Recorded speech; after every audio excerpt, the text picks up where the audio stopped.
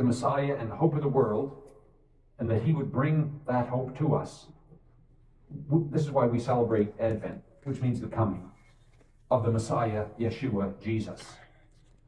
And I want to look in Isaiah 9, 1-7. But there will be no gloom for her who was in anguish.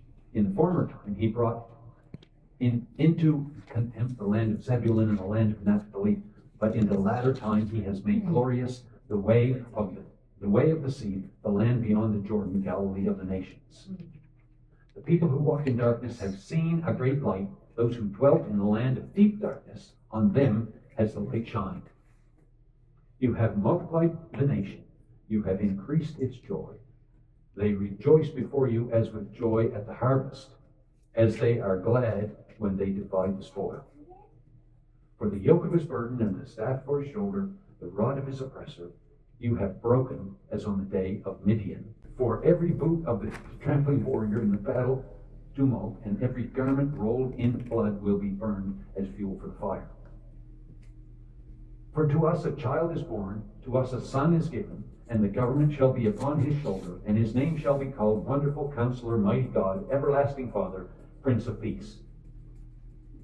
Of the increase of his government and of the peace there will be no end, on the throne of David and over his kingdom, to establish it and to uphold it with justice and with righteousness from this time forth and forevermore. The zeal of the Lord of hosts will do this. And so we have a promise here. And